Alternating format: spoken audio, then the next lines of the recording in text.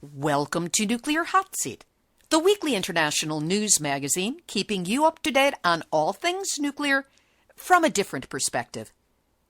My name is Libby Halnavy. I am the producer and host, as well as a survivor of the nuclear accident at 3 Mile Island from just 1 mile away. So I know what can happen when those nuclear so-called experts get it wrong.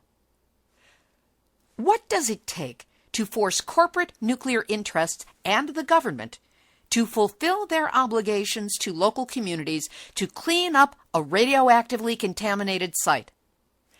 That's what we look at this week with our guest, Patty Amino, who talks about her more than 20-year battle regarding the NUMEC site in her hometown of Apollo, Pennsylvania, as well as the recent spectacular court decision regarding a $350 million FOOSRAP cleanup.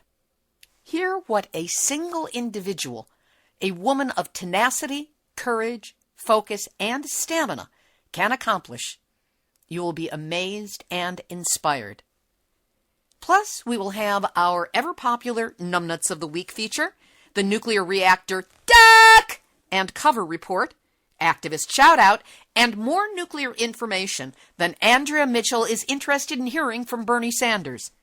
All of this coming up in just a few moments.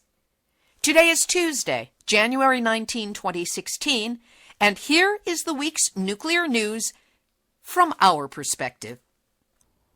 The U.S. Department of Energy's long-term plan for dealing with material contaminated with plutonium and other radioactive detritus from U.S. weapons program is to bury it underground at the currently inoperable waste isolation pilot plant in southern New Mexico.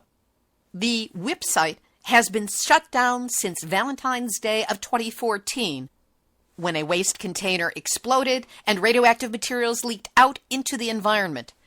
But now, 3 Stanford nuclear scientists have pointed out in a new commentary article in the journal Nature that WIP was not designed to hold as much plutonium as is now being considered for disposal there, let alone to safeguard it for the next 10,000 years as planned.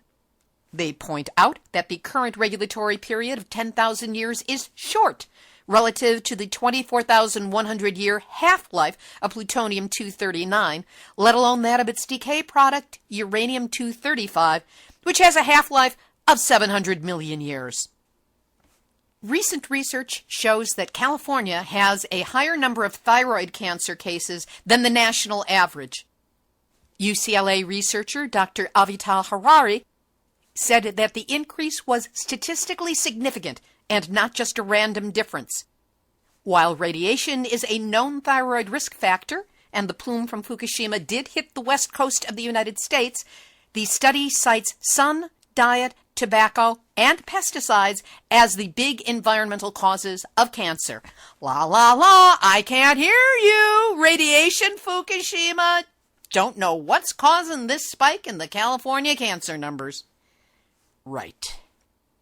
On January 5th, the California Public Utilities Commission, the CPUC, took Administrative Law Judge Melanie Darling off the ongoing hearings into how the decommissioning of the San Onofre nuclear plant should be handled. Throughout the lengthy hearings, Darling would not let San Diego attorney Mike Aguirre make his case that the passing of costs to ratepayers was the result of secret, illegal, unreported meetings between the CPUC commissioners and officials of Southern California Edison. Aguirre and his law partner, Maria Severson, has turned out to be correct, and the Attorney General has a criminal investigation well underway. And now for the duck and cover report. In Columbia, South Carolina, on January 17, the Westinghouse Electric Corporation uranium fuel fabrication plant had an alert declared. That's 2 of 4 steps towards kiss your ass goodbye, when a fire was not extinguished within 15 minutes. At Quad Cities in Illinois, on the banks of the Mississippi River, on the 15th of January, there was a loss of secondary containment in one of the nuclear reactors. At the Diablo Canyon facility in California on January 14, there was notification of an unusual event when an unauthorized person just happened to show up in the owner-controlled area. No further word on who, what, or why. On October 4th, a valve was stuck in the open position at the Millstone Nuclear Power Station in Connecticut, a situation made worse because it was not properly diagnosed or closed by the 4-person crew manning the system for more than 3 hours, resulting in a leak of 16,570 gallons of reactor cooling water. Once they realized the valve was stuck, it was shut in about 10 minutes, stopping the coolant loss. An independent nuclear power safety expert has reviewed the situation and determined that better training is needed for Millstone workers. Ya think? And Mining Awareness Plus warns us that the Nuclear Regulatory Commission is asking for comments to define what structures, systems, and components are safety-related and non-safety related.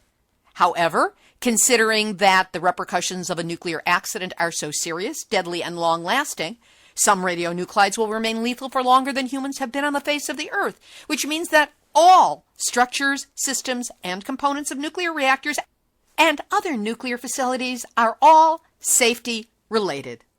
And that's this week's Doc and Cover Report. Over to Japan, where in a follow-up to a story on nuclear Hotseat number 234, it has now been proven that radioactive substances that contaminated rice paddies in Miname-Soma of Fukushima Prefecture in 2013 did come from the crippled Fukushima nuclear power plant. This according to an international group of researchers who reject a denial issued by Japan's Nuclear Safety Authority. Power companies in Japan have abandoned or reconsidered their original plans to equip emergency response facilities for 15 reactors at 7 nuclear plants with quake-absorbing devices, and instead simply make them quake-resistant. What's the difference? While the quake-resistant structure is designed to enhance the strength of a building, the quake-absorbing structure is equipped with a buffer placed between the ground and the building to absorb tremors. It's like the difference between water-resistant and waterproof. With one you get radioactive, with the other you have a chance of remaining dry. This is numbnuts adjacent. As work continues to decommission the remains of the reactors at Fukushima Daiichi, a project that involves 7,000 or so workers, tours of the complex by outsiders are becoming increasingly popular. By the end of last September, some 16,000 people had visited, protected only by cotton gloves, flimsy disposable face masks, and special footwear. Oh, and they carry dosimeters. But here's the real one. Nuclear hot seat, nuclear hot seat, nuclear hot seat, numbnuts of the week. Kengo Kuma is the designer of Japan's new national stadium that is intended to serve as the main venue for the tattered, boycotted remains of the 2020 Tokyo Summer No-Olympics and Para-No-Olympics. Architect Kuma says he wants to build it with timber from areas hit by the March 2011 East Japan earthquake and tsunami in construction of the venue. Missing from his description was any mention of the area's ongoing bombardment of radiation from the Fukushima Daiichi nuclear reactors with their triple meltdown and missing corium. In an interview with the Mainichi Shimbun, Kuma indicated that he would stand by the idea of having the Olympics aid restoration of areas hit by disasters. He says that the Miyagi Prefecture town of Minami-Sanriku is a producer of quality cedar. Well, maybe it was before the Fukushima Daiichi nuclear disaster began, but as early as 2011, extremely high radiation was found in cedar flowers and pollen. In 2012, deformities were found in the cedar trees. And then in 2013, the radiation level of the Japanese cedar leaves were tested and found to be more than 20 times background radiation. Not exactly a great recommendation for using that cedar in any kind of construction, let alone something that's going to be in proximity to the world's premier athletes. Japan's former ambassador to Switzerland, Mitsuhei Murata, was a guest on Nuclear Hot Seat number 234 on December 15 of last year, and he has called for Japan to stage an honorable retreat from hosting the Olympics because of the dangers of Fukushima. Japan's not exactly listening to former Ambassador Murata, so it looks like this venue will be built with radioactive cedar as a staging area for the world's greatest athletes who don't mind risking early cancers and the inability to genetically parent healthy, long-lived children. And that's why you, Kengo Kuma, are this week's Nuclear Hot Seat, numbnuts of the week. And in Taiwan, Ing-wen Tsai of the Democratic Progressive Party won the presidency in a landslide with 56.1% of the vote. Her success was credited in large part with the role of her anti-nuclear stance during the election. She has said that she envisions a nuclear-free homeland with a bigger role for energy efficiency and renewables. We'll have our featured interview in just a moment, but first, Nuclear Hot Seat meets its monthly financial obligations through the support of listeners like you, which is why I ask for your help on every program. Right now, an opportunity has opened up for me to attend the February 20th summit in St. Louis on the Westlake Landfill, Bridgeton Fire, Coldwater Creek Cancer Clusters, and more. I want to be there to bring you all the information firsthand from powerful leaders such as Dr. Helen Caldicott, Love Canal's Lois Gibbs, and a not yet confirmed but very possible Bob Alvarez, as well as many others. This is an ongoing nuclear disaster in the middle of our heartland. And Nuclear Hot Seat wants to give you the front row seat you deserve on all the breaking news. So help me cover the expenses. You can donate to Nuclear Hot Seat by going to nuclearhotseat.com and clicking on the big red donate button. Use PayPal, your credit or debit card, or for the less technologically trusting among us, email info@nuclearhotseat.com for a snail mail address where you can send your donation the old-fashioned way. Whatever you can do to help me get there, you've got my gratitude. Never doubt that a single motivated individual can have an enormous impact against the numbnuts of the nuclear industry. And that's what this week's guest is all about. Patricia Amino, and that's the last time we'll use her formal first name, grew up in Apollo, Pennsylvania, 35 miles northeast of Pittsburgh, not realizing that her childhood home was directly across the street from the Nuclear Materials and Equipment Corporation, or NUMEC, in Parks Township. NUMEC manufactured fuel for commercial nuclear power plants and the Navy's nuclear submarines, leaving behind a legacy of uranium and plutonium waste that has impacted the health of everyone in that area, not the least of whom was Patty. She is also a U.S. Navy veteran with over 10 years of experience, including Naval Investigation Service. She's a former U.S. federal criminal investigator with the Department of Defense and other federal investigative agencies. And she's done postgraduate studies at Chapman Institute and UCLA in criminal justice. The nuclear industry messed with the wrong woman. Listen to the amazing story of what one individual's tenacity, courage, focus, and stamina has been able to accomplish against the hydra-headed monster that is the nuclear industry. Patty Amino, welcome to Nuclear Hot Seat. Glad to be here, Levy. Where did you grow up and what was the area like? Apollo, Pennsylvania was basically a really small town of about a little over 1,800 people, maybe 2,000 back then. And it was made up of blue-collar families that either worked in steel mills or in the mines or in the foundries. It was just the 50s and the 60s. Those were really big days of innocence. And Apollo abuts other towns and across the river from other towns in very close proximity. And so they're one of the hubs within the Kiski Valley. And the Kiski Valley is comprised of 13 communities. And you grew up here, you knew everybody in those 13 towns around. When did you become aware of NUMEC, which stands for Nuclear Materials and Equipment Corporation, and how close to their facility did you live? I grew up directly across the street from the plant, unknowingly across the street from a nuclear plant. And because it was an abandoned steel mill. And back in the day when I was, coming up as a child, NUMEC got in there in 1957. And all we heard that it was an industry that was making fuel for Navy ships.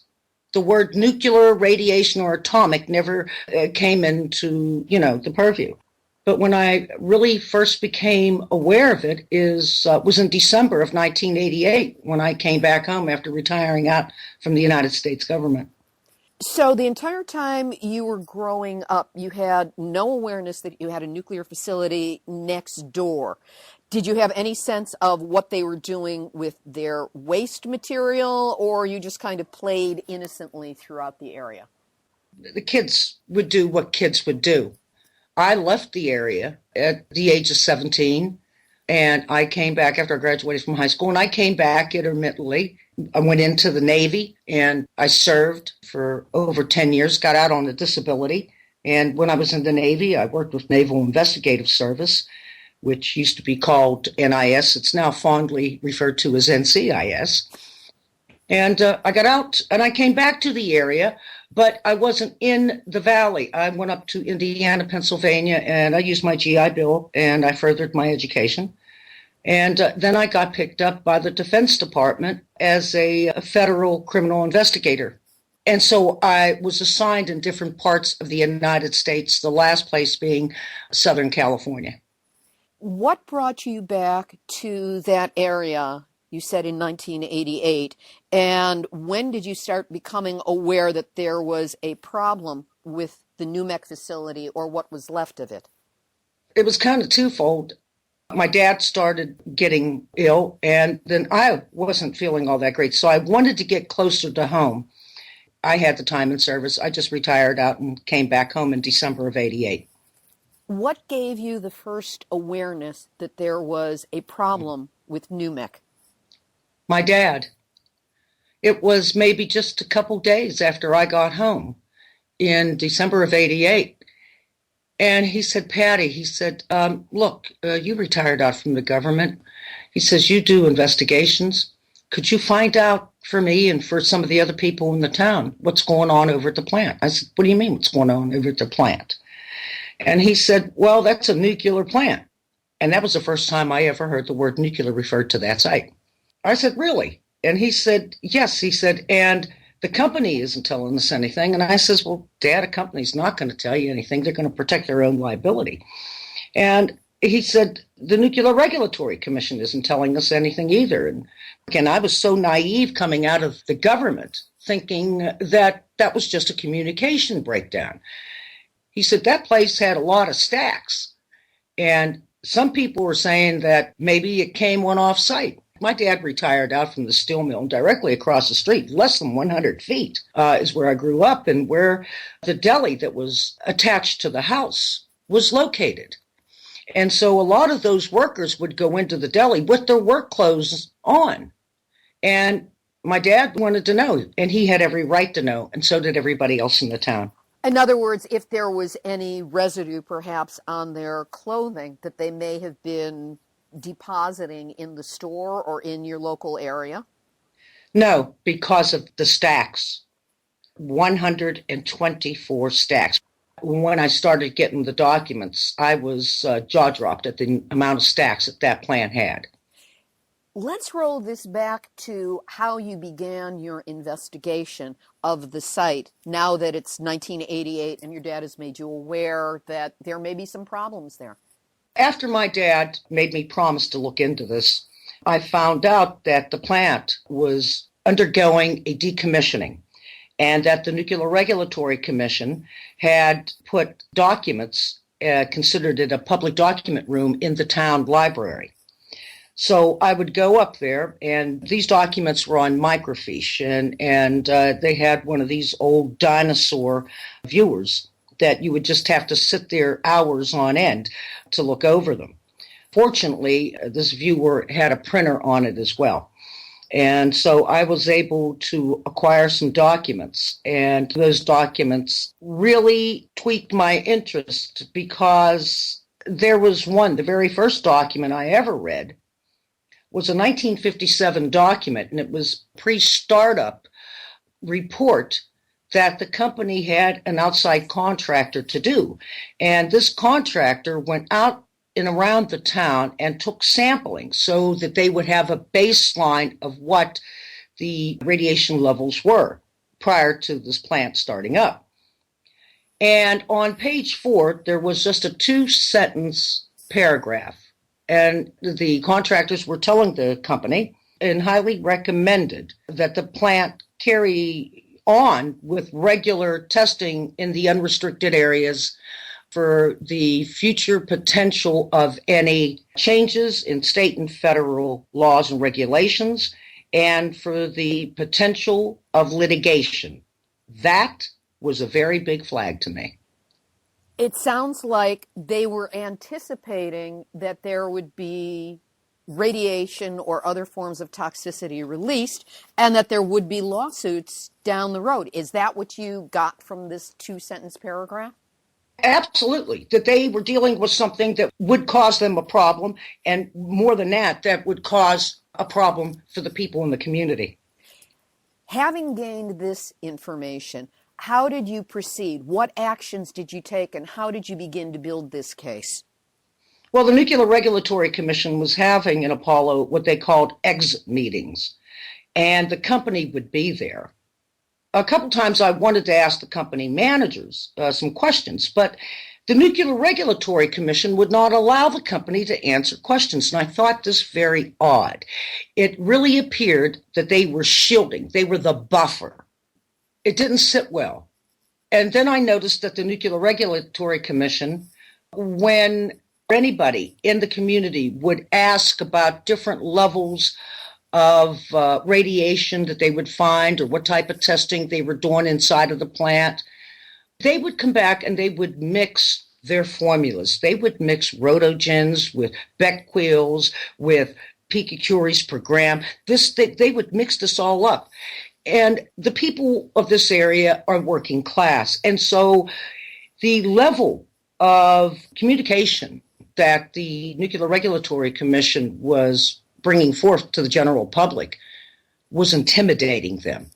They didn't know what they were speaking about. And the NRC did that on purpose. Yes, they do. The entire industry does, because if we can't understand the quantities they are talking about and how they are measuring them, it makes us feel inadequate to the task, and we tend to back off, and they've achieved what they want to achieve, which is totally obfuscating the information that we so dearly need to know. When you saw that there was this kind of a blockade to the information, with you being a trained researcher, investigator, what did you do to start tracking down the truth? Well, I started getting more documents. My brother-in-law worked at that plant, and those guys were threatened with prison if they would have said anything about anything regarding what they did at that facility. And so he wouldn't talk to me.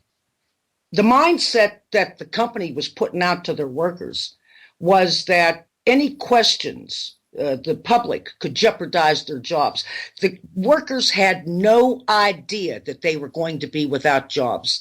The company blew smoke up their backside saying that they were just doing a cleanup. They were decommissioning and stopping one operation, going to do another operation, to come in. They were totally blind with this.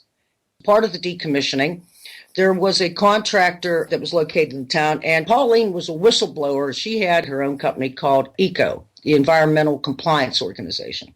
And I used to pick Pauline's brain, but she wasn't the only one. Over the course of years, I have had the benefit of fantastic people like the late Dr. Alice Stewart, the late Dr. John Goffman, the late Dr. Mancuso, who lived right up in Pittsburgh, Dr. Arjun Makhijani, who was one of our experts in the first federal civil action that I spearheaded. You are gathering this information together.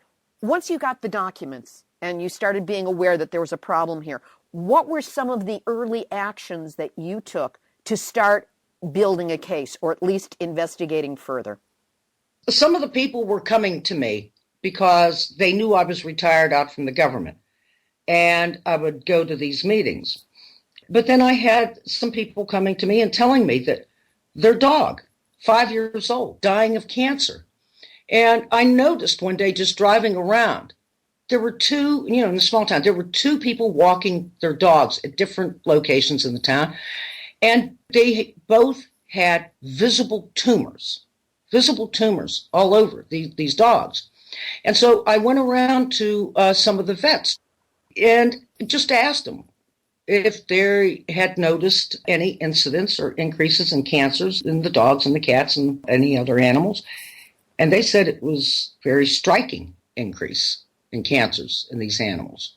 From there, I went to the funeral homes and I asked the funeral home directors about how many cancers they were seeing. Was there a significant amount of cancers? And they concurred. There was a significant amount of cancers, and cancers in children. And that made me take a foot. I went around door to door.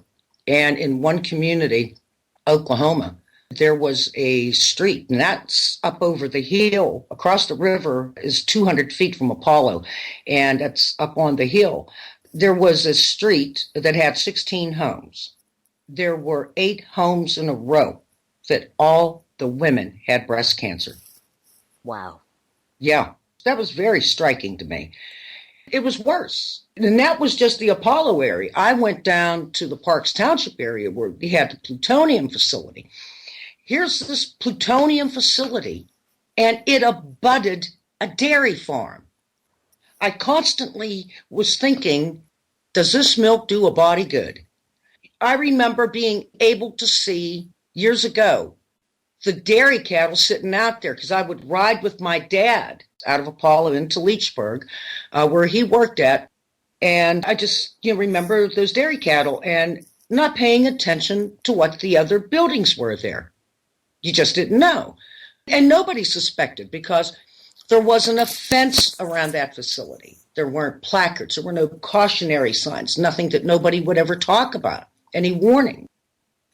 Once you were collecting this information, what actions did you start taking on it?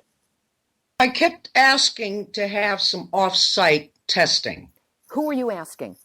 I asked the Nuclear Regulatory Commission at some of the exit meetings if they could please do some off-site testing to allay any fears, concerns, or questions that the general public would have concerning any possible emissions from that plant that may have escaped that plant.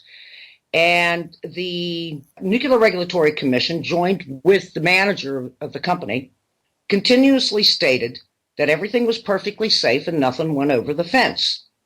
Right. And it was at that meeting that a woman by the name of Fran Munko stood up, just a housewife, Fran, stood up and asked the NRC manager at the time, it was a gentleman by the name of Jerome Roth, didn't you do some testing off-site? We saw you down at the riverbank. Could you tell us, did you find any contamination?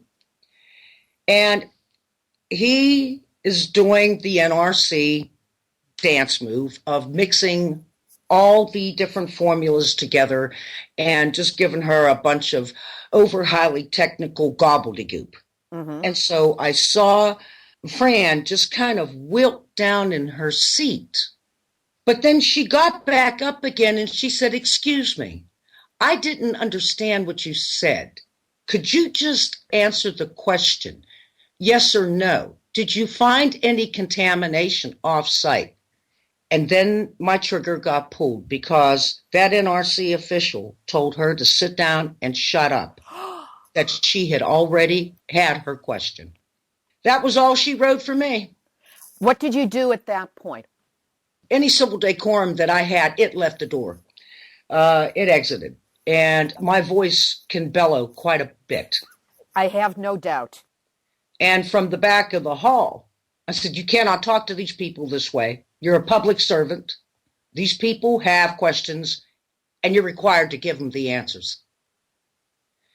And, they basically closed a meeting up at that particular point, and I left out of there. I was good and pissed.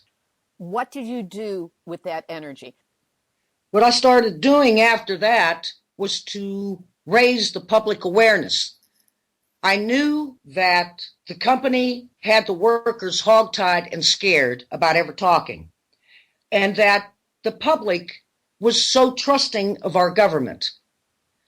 And so I was going out, was wearing sandwich board signs on my torso and carrying one in each hand, saying, honk if you want to be safe. And DEP, protect the people, not the industry. And I was asking for an investigation. It meant raising awareness, and it meant asking, as an investigator, what we know of is called the peak attention questions. Asking the questions. And for the most part, with the documents that I would have, I already had the answers. I wanted to hear what they said in public. And what were they saying in public? They were evasive. They wouldn't answer them. They would continue on with the spiel that everything is perfectly safe, everything is perfectly safe. Then I went to a council meeting in Apollo and tried to get the fathers of the town to try to mandate or request the state to do off-site testing. Now, at this time, I was already diagnosed with one of my brain tumors. And there were a lot of incidents of brain tumors in that small town. And so I asked them, I said, look, we are a government that is based on a check and balance system. I understand and sympathize with the company's right to withhold any information. However, a lot of people in this town, including myself, is somewhat skeptical of the Nuclear Regulatory Commission. So could we then ask, as a body, a governing body, for the EPA to come in and do some tests as a check and balance system? The manager of that plant was there. His name was Joe Sapika. He came to me and he said, Miss Amino, if you would like to pay for all the cleanup costs and the delays that would occur therefrom, then go ahead. He attempted to intimidate me. Well, the council took a break for an executive session on this issue. And Joe Sapika called me out into the hallway. And he said, look, we haven't been formally introduced. I think I came off on some bad footing. My name is Joe Sapika, and I'm the manager of the plant. And I said, yes, I know. He said, we did a lot of business at your mom and dad's deli over there. I said, well, they appreciate it, and you got your money's worth. You didn't bring me out here to talk about my mom and dad's deli. What is it that you wish to speak about? And then he went on to tell me that what I was doing was not healthy for me.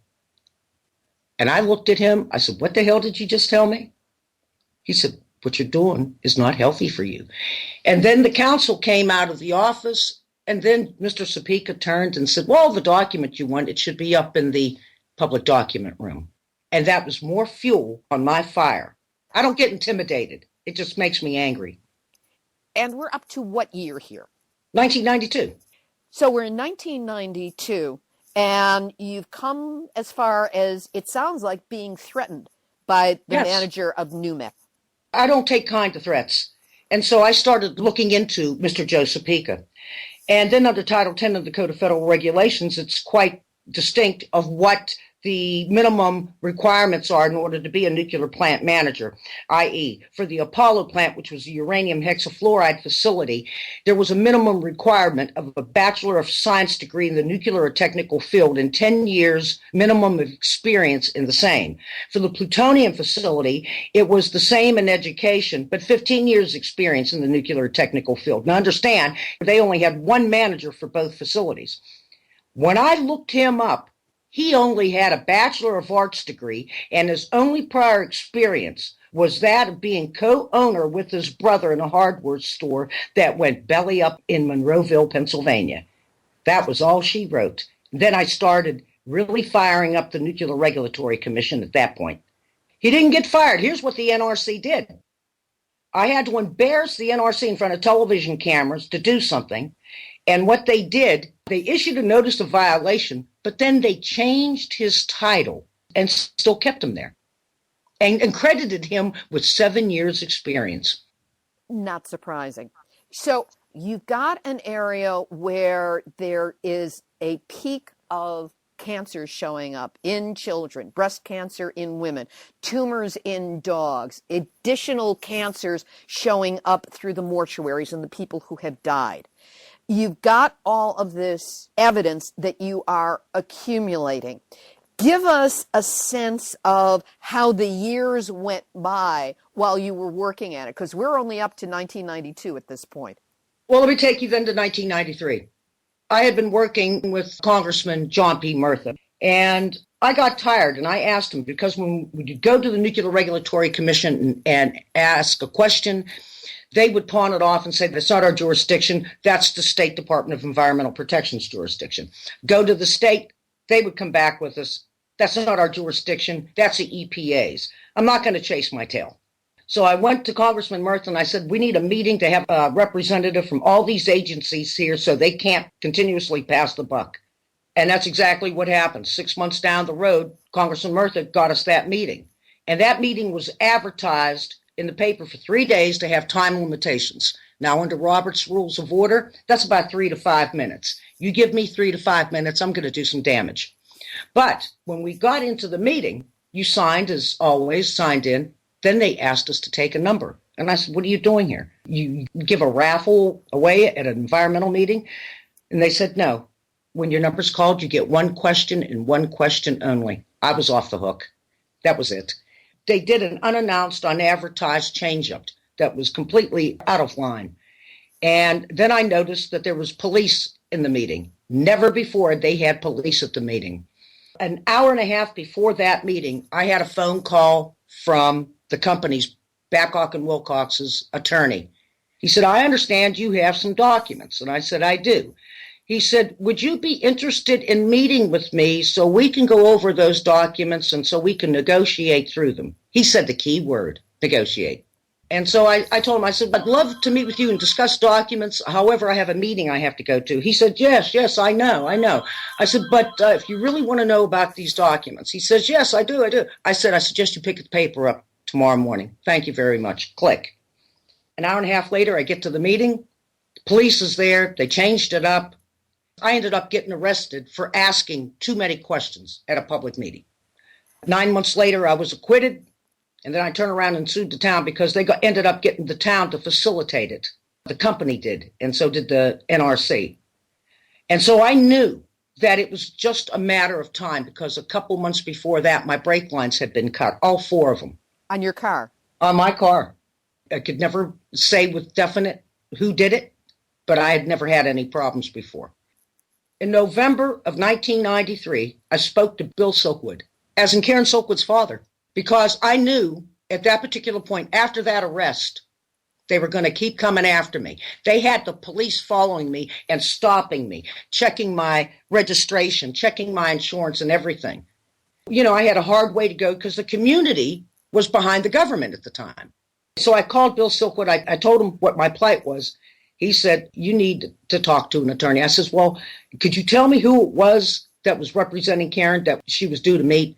And he said, that's Steve Walker. He had changed his name because he didn't want the notoriety in the movie. He gave me Steve's number. I called Steve up. He was familiar with NUMEC. He said, do you have any documents? I said, yeah. How many do you want? He said, how many do you have? I said, thousands at this point. And he says, well, just give me some of the most demonstrative evidence. I said, okay. I said, do you want any videotape? He started laughing. He said, you got videotape too? I said, yeah, I videotaped. He said, send it on. I sent it overnight express. He was in my living room 3 days later. On June the 6th, 1994, that first federal civil action was filed. So you filed your first federal action against Babcock and Wilcox and Atlantic Richfield Corporation in 1994. How far did that get, and what did you have to do to follow up on it?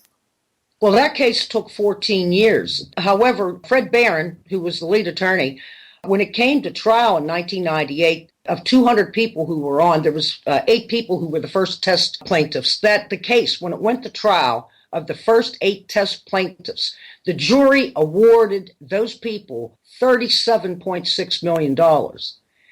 And the most important thing out of a federal civil action is discovery, because there came the mother lode of documents right there that had never seen the light of day before. They were released to my attorney, and my attorney gave them all to me as well. And this is the same attorney as was Karen Silkwood's attorney. He was one of Karen Silkwood's attorneys, yes. Incredible. So with this first finding, was there any kind of resolution for the case, or did this just open up additional channels? That case was finally settled in 2 parts.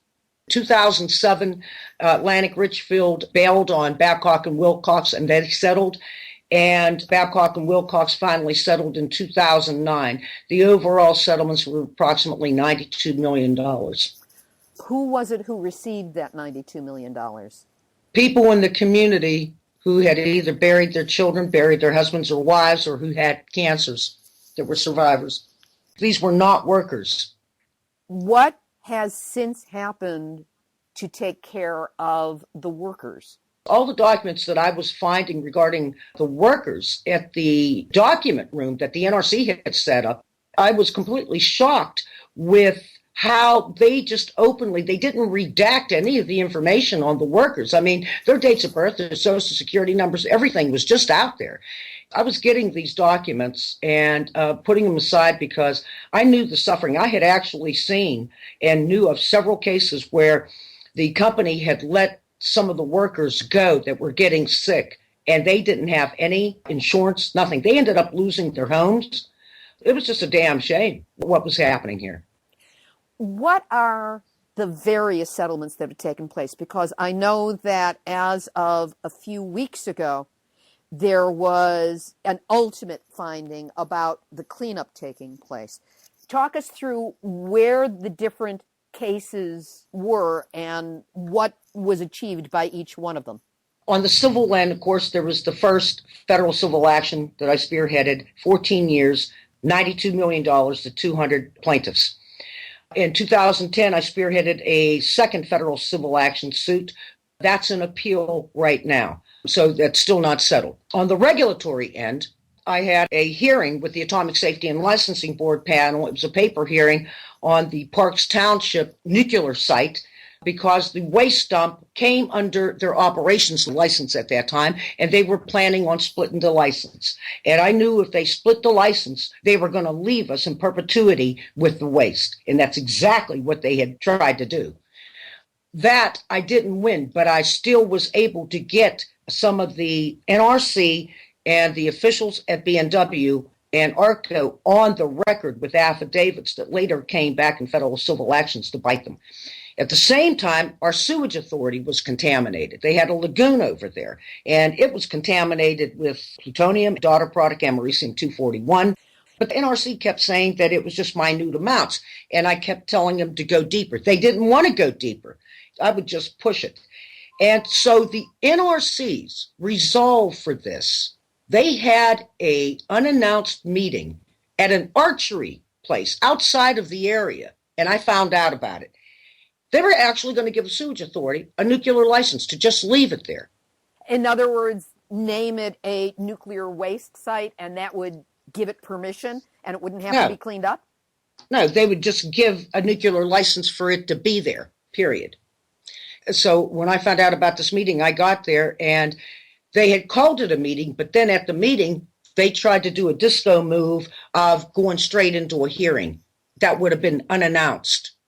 And I shut it down. I came close to kicking tables over that night. And then they stopped. And then I went to the DEP secretary, who was Katie McGinty. She was in Clinton's White House. She headed up CEQ one time. The Council on Environmental Quality, that office is in the White House. I met with Secretary McGinty in 2007. Pennsylvania had a specific law. It was Act 107 and specifically Section 104 that stated any special nuclear material in any amounts, any quantities must go to a licensed facility.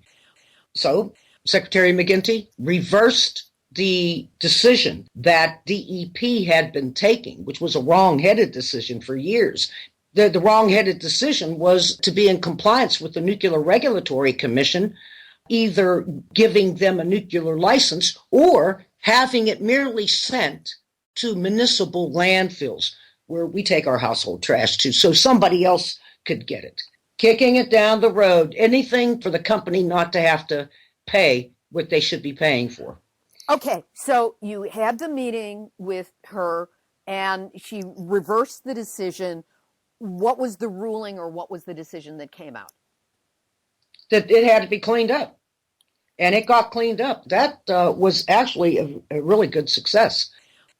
Let's get clear on something. How many settlements have there been in this case? How many major rulings have there had to be to get to the point where now the Army Corps of Engineers is going to do the cleanup in Park Township?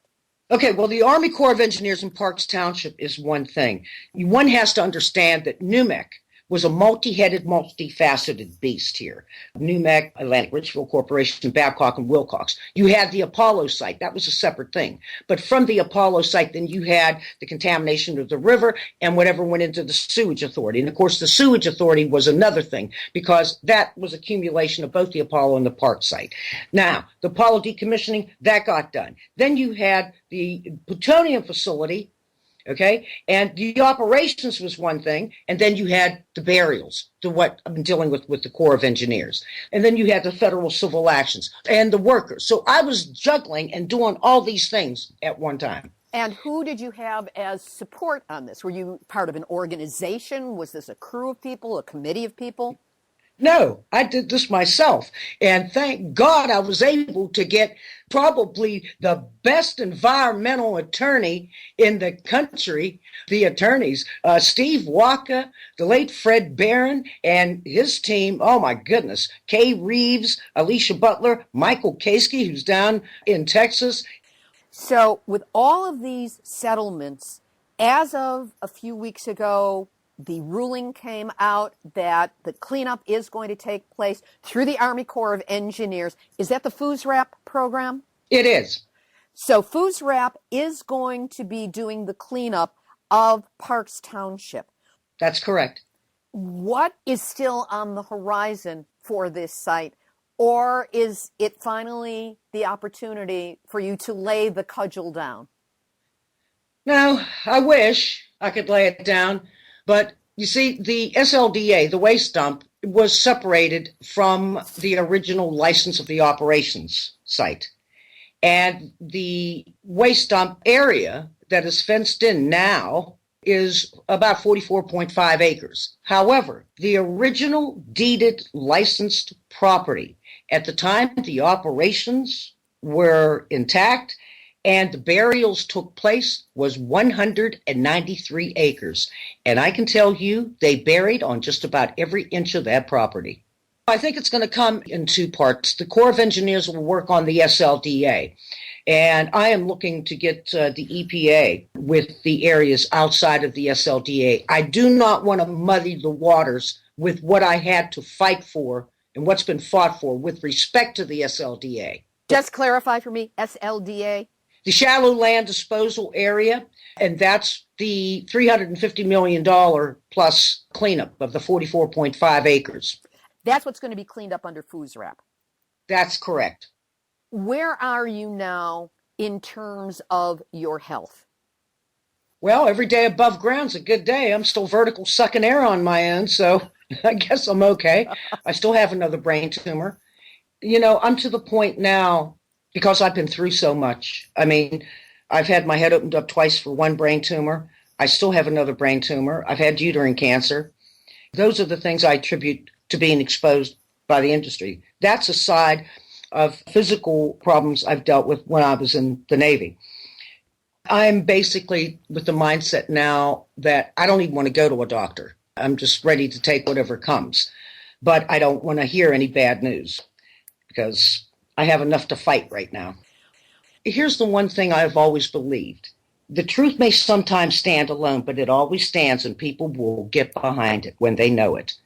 I understand that you have been in contact through the years with the moms from the Westlake area in North St. Louis and been certainly a source of information and advice to them. They are wonderful down there. And, I think it's our duty as activists for whatever knowledge we have, because knowledge is power. I haven't been able to go down there, and I really hope in the spring to get down to Bridgeton or Westlake area to meet some of these fantastic people. And meeting over Facebook and just feeling, I can feel their their craving for some justice, for somebody to do something down there. They know they're in a cesspool. I know that in the interviews and the other talking that I've done with Karen Nickel and with Dawn Chapman from the Westlake Moms, that you have been a resource to them and someone who has been able to support them not only with information, but with the kind of emotional support that one needs in dealing with nuclear. It's a lot that they're taking on.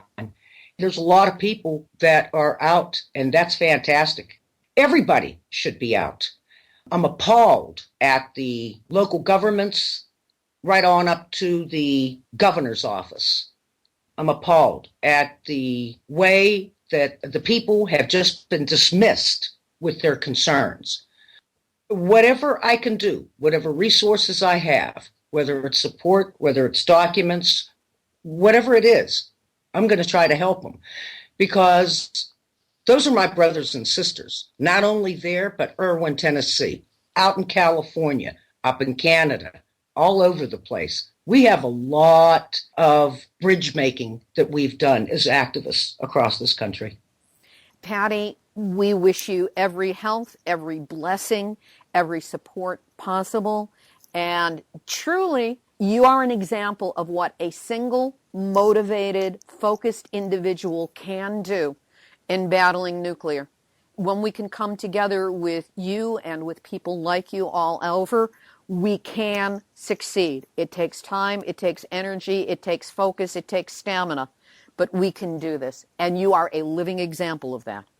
Thank you, Libby. And I'll tell you what you do is an enormous resource for people and getting that information disseminated. And I thank you very, very much. That was and is the ever-amazing Patty Amino. You can connect with her on Facebook. Activist shout-out. As I mentioned before, on February 20th, the Westlake landfill, Bridgeton fire, and North St. Louis nuclear contamination will be the focus of a sterling lineup of not just speakers, but active strategizers at a conference that is open to the public. Featured will be Dr. Helen Caldecott, Lois Gibbs of Love Canal, and on the verge of being confirmed, Bob Alvarez, and a number of other speakers as the lineup firms up. These are all major activist players and strategizers who will be discussing how to deal with the ongoing contamination in terms of health, safety, and political strategy. As I mentioned, I'm working to get there to cover it. For now, this shout-out goes to everyone in North St. Louis who is not only fighting the good fight, but is working to pull this event together and get it into the public consciousness. Now, if you want some help in getting it out to the media ASAP so that they can schedule advance stories, assign reporters, and reserve column inches and or airtime, let me know. I'm happy to help. Here's today's final thought. Going naked is a term the insurance industry uses to describe not having insurance. And when it comes to the worst hazards of nuclear power, America is going naked. The U.S. nuclear power industry is underinsured by hundreds of billions of dollars. The Price-Anderson limit on nuclear liability to the industry, set at $12.6 billion, is a joke. It wouldn't begin to cover the cleanup costs that already exist. Homeowners have no options because they're forced to go without coverage, as nuclear accidents and situations are automatically exempt from your homeowner's policy. Check it out under exemptions just to see it in black and white. Insurance companies know how to crunch numbers, and they're not dumb. So it must mean something that they don't want to be on the hook in case there is an accident. A lot of people think that they are immune to the impact of nuclear on their lives. I've often thought that a useful tool would be to create a map of the U.S. in layers, something that would present all of the areas of nuclear contamination that present risks to those living near them. The reactors, weapons manufacturing plants, uranium mining, waste burial sites, both legal and not, downwinders from the Nevada test site. It would be great to have each of these areas as the digital equivalent of transparencies, separate maps, and then you could layer them one on top of the other, showing progressively how much of our country is contaminated. I personally doubt that there will be any place, anywhere in this country, that is left untouched by all of the radiation. So it would be great to have a visual of that to show people exactly how at risk we are, and remind them that they can't get any kind of insurance coverage in case something goes wrong. And then hopefully this will light an old-fashioned bonfire under their posteriors to get them moving into a movement to shut down all nukes and make the nuclear polluters take responsibility for the cleanup. Anyone up for this? Going once? Going twice? This has been Nuclear Hot Seat for Tuesday, January 19, 2016. Material for this week's program has been researched and compiled from enenews.com, news.stanford.edu, sandigoreader.com, starherald.com, inagragazette.com, theday.com, Mining Awareness Plus, Beyond Nuclear, activistpost.com, NBC Los Angeles, Asahi.com, Mainichi.com, rawstory.com, nuclear-news.net, swbooster.com, antinuke.net, newyorktimes.com, the Nuclear Regulatory Commission, and the Nuclear Hot Seat Facebook community, which you are all invited to visit and like. Theme music written by me, sung by Marilee Weber, accompaniment by John Barnard, and recorded at Winslow Court Studio in Hollywood.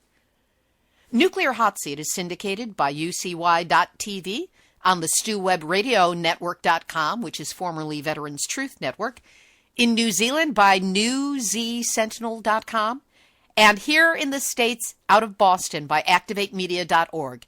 We are always looking for other networks and news aggregators to connect with.